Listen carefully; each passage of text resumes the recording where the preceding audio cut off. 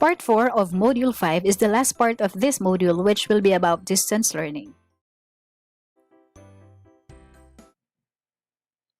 Since computers can be accessed anytime and anywhere, distance learning also became a teaching strategy. It is a form of remote education wherein learning happens without the students being physically present in the lesson. The use of computers has become a part of our everyday lives. It is a part of every household. Establishments such as companies, schools, and universities. In the academe, computer technology is often used to communicate information to students in a time-saving way and teaches students to develop their critical thinking and problem-solving abilities. Computer technology also helps to maximize time in fulfilling tasks and help develop overlearning. Overlearning is achieved when learners practice beyond the point of mastery and responses become automatic. It provides interactivity, wherein learners interact in the learning situation, respond to questions, manipulate data, solve problems, and create strategies. Likewise, interactivity also maintains control of the learning process, particularly its speed, order, and type. It also provides instructional consistency for all learners. It is achieved because there is only one teacher, which is the computer. An example is all patients will get the same instructions and information equivalently when computer technology is used. Computer technology also provides reduction of teachers' repetitive tasks, which makes it a little less burden for the teacher. The teacher won't have to repeat the lessons for each of his or her class. The computer can do those things for the teacher over and over, and it never gets tired or exhausted. It also provides individualized instruction where you can control the rate of speed of learning. An example, if learners are familiar at a certain point, they can already skip ahead or move to a more advanced track. But if learners have difficulty, they can return or go back and review certain parts of the program or move to tutorial lessons. The use of computer technology is time efficient, for it provides less work time for the teacher or saves time than the use of traditional teaching strategies. Computer technology is also cost effective because it saves time in the workload of the teacher.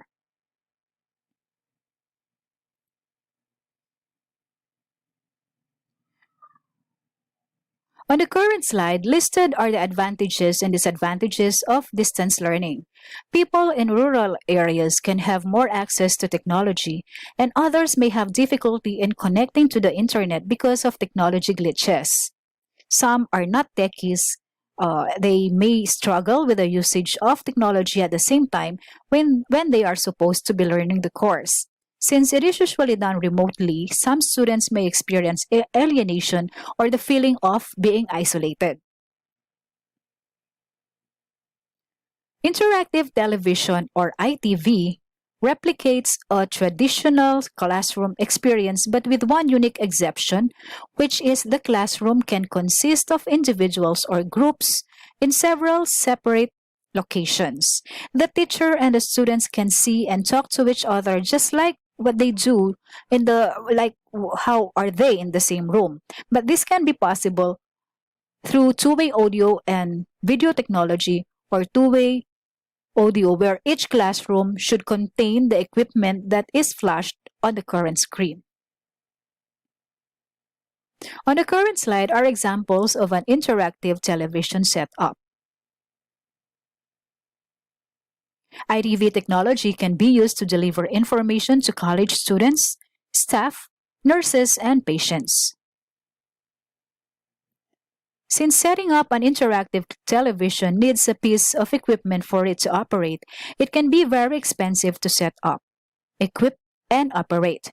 Aside from those that are seen on the current screen on how the instructor should be in an interactive classroom, the instructor should be knowledgeable and must have technical skills to use all of the various electronic devices to be truly effective in using the interactive classroom.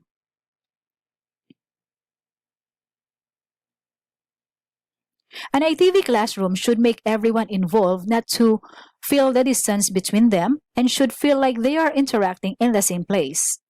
To make this possible, And orientation should be done, especially for the students to be able to maximize the usage and advantage of an ITV classroom, and for the ITV classroom to be effective in learning.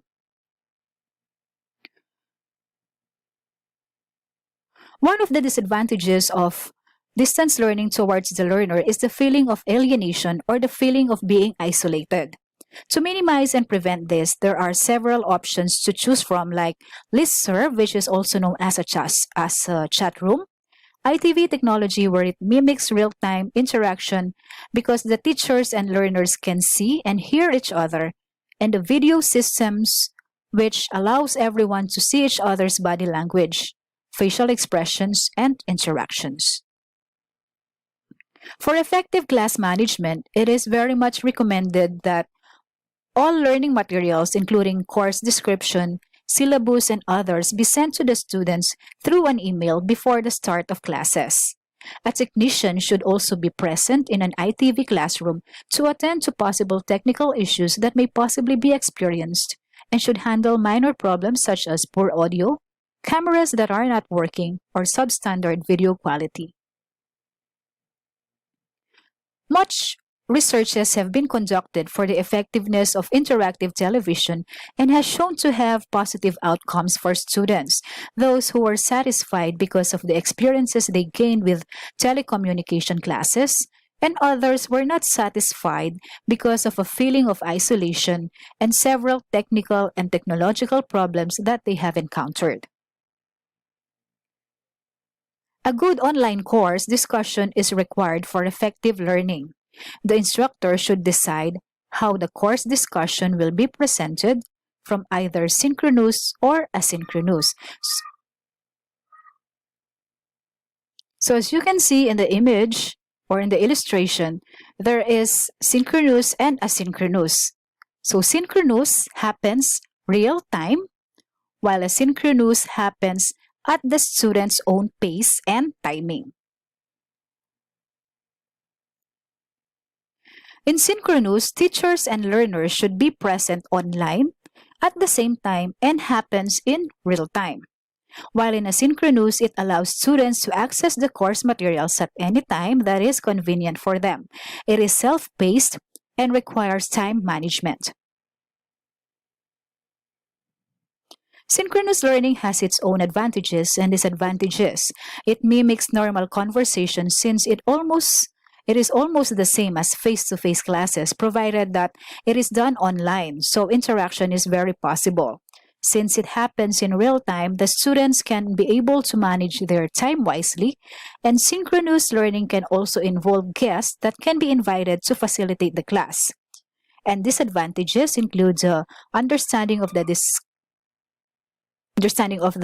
discussion may be compromised since it is self-paced learning where learners learn on their own with the materials provided to them.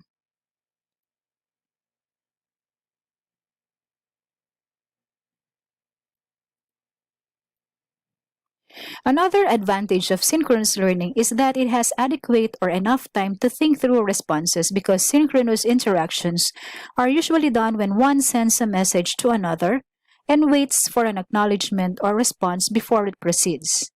Also, learners and teachers may log on anytime since we are dealing with real-time interactions. For its disadvantage, synchronous learning is not for procrastinators because it is done in real time and simultaneously as if we are doing the normal face-to-face classes. These people will not get involved in some of the discussions and would rather prefer courses or classes that use their own time and pace. Since we also interact, ask, and answer questions by chat, posting may become lengthy and might be time-consuming to read. In the development of online courses, the course objective and the desired outcome should be specified. These outcomes should be aligned with the topic being discussed. Decisions are to be made about how to design the delivery of the content activities that will produce these outcomes. The course should begin with a welcome note from the instructor. The course should also include some information about the instructor, which may include but not be limited to the educational and professional background of the instructor. The goals for the course of the objective should be properly specified. to overall picture of the course organization, to contact information of the instructor, and technical help just in case technical problems will arise. If you have noticed my class, all the design and content that I have mentioned that should be included in the development of online courses can also be found there, with the consultation hours of the instructors being added as additional information. And now we're already done with Module 5, the different teaching strategies. As a summary of this presentation, distance learning is not that different from regular education. The only difference is that the interactions are done online, either synchronously or asynchronously. Nevertheless, no matter how it's done, effective teaching and learning can be achieved by designing good course content, approach, and cooperation from both the student and the teacher. So before we finish, let me leave you a note or quote to ponder about effective strategies in teaching. The single most important influence on student learning is the quality of teaching, by Charlotte Danielson. It doesn't matter what type of strategy we choose for our learners. What matters is the quality of teaching that we give our students. Thank you so much for your time and attention. So if you have any questions, clarifications, or you want to share some of your thoughts and experiences related to our Module 5 topics, a discussion board will be provided to you. Please feel free to post. Thank you and God bless.